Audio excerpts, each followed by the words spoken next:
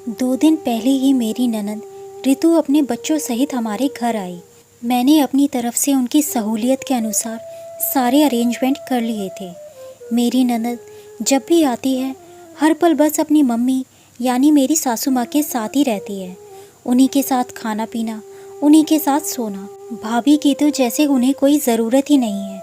Mummy को भी उनके आते ही पता नहीं क्या हो जाता है। उन्हें रितु के अलावा कुछ ना दिखता है ना सुनाई देता। मैं तो खास तौर पर नहीं। शुरू में तो मुझे बहुत बुरा लगता, अपनी उपेक्षा से दिल दुखता, पर धीरे धीरे मैंने ये बात स्वीकार कर ली। जहाँ मैं दिन रात खाने पीने और उनकी सुविधाओं में लगी रहती, तो वहीं वो माँ बेटी दिन भर बस एक दूसरे से ही वार्तालाप करती रहती। इस बात को लेकर पहले मेरा मन भी मम्मी की तरफ से थोड़ा ख़राब रहने लगा था।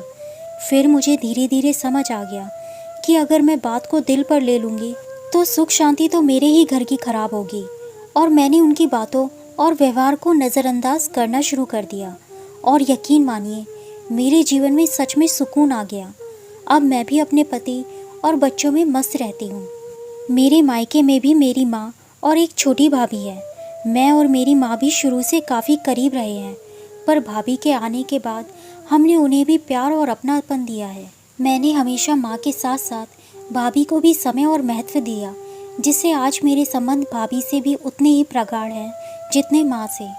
भाभी अक्सर ही अपनी परेशानी मुझसे शेयर करती है, चाहे भाई को लेकर हो या घर और माँ को लेकर। मैं भी जितना संभव होता है उनकी परेशानी कम करने व उचित सलाह देने का प्रयास करती हूँ। शाम के समय मम्मी जी किसी सहेली के घर भजन संध्या कार्यक्रम में गई थी। बच्चे कार्टून देखने में व्यस्त थे तो रितु मेरे कमरे में आ गई। मैंने अपने और रितु के लिए चाय बनाई और हम लोग बैठकर बातें करने लगे।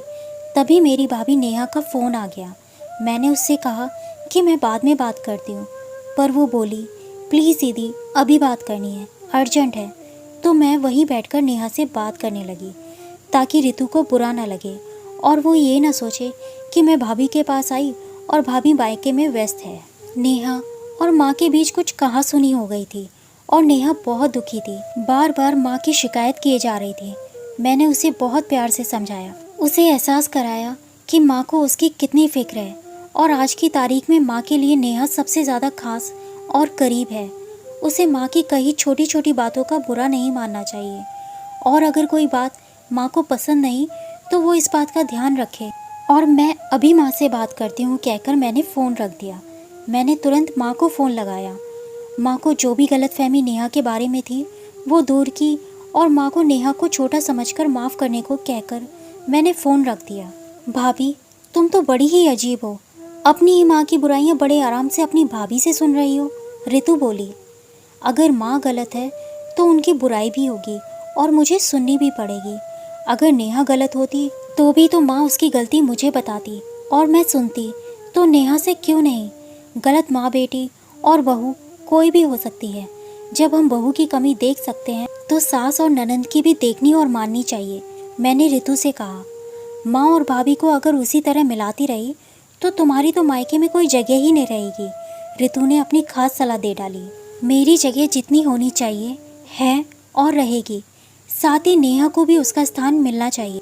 आखिर वो भी अपना घर छोड़कर आई है। साथ ही नेहा को माँ का सम्मान भी करना चाहिए, क्योंकि नेहा को हर अधिकार और प्यार माँ से ही मिले हैं। तो नेहा का भी कर्तव्य है कि माँ का सही ध्यान रखे और उचित मान सम्मान दे।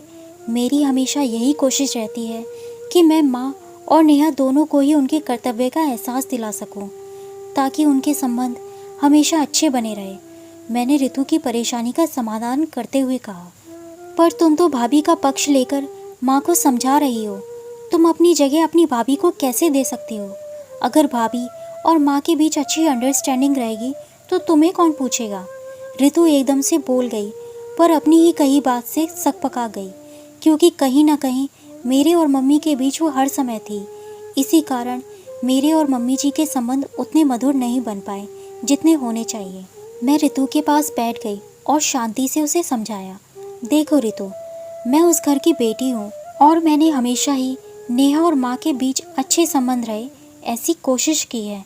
अगर नेहा और माँ एक दूसरे से खुश रहेंगी, एक दूसरे को समझेंगी, तो ही परिवार में खुशियाँ आएंगी और घर नहीं टूटेगा। माँ, या नेहा में से कोई भी दुखी होगा तो उसका असर मुझ पर, पापा पर और सबसे ज़्यादा मेरे भाई पर होगा, क्योंकि उसके लिए माँ और नेहा दोनों अहमियत रखते हैं। वो दोनों के दुख से ही दुखी होगा। तो घर की बेटी होने के नाते मेरा फ़र्ज़ हुआ ना कि मैं दोनों को एक दूसरे के लिए अच्छा समझाऊं, ना कि दोनों के बीच दूरियां लाऊं और सिर्फ अपना स्वार्थ, अपनी जगह और अहमियत देखूं। मैं रितु की आंखों में झांक कर बोली और खाली कप उठाकर चल दी। लेकिन भाभी, रितु ने बोलना चाहा। शायद वो अब कुछ कुछ मुझसे सहमत थी। एक बात और रितु, मैं ऐसा इसलिए भी करती हूँ क्योंकि ससुराल हो या मायका, थोड़ा सा स्वार्थ छोड़ दो तो घर नहीं टूटते। और मैं घर छोड़ने में यकीन रखती हूँ, तोड़ने में नहीं।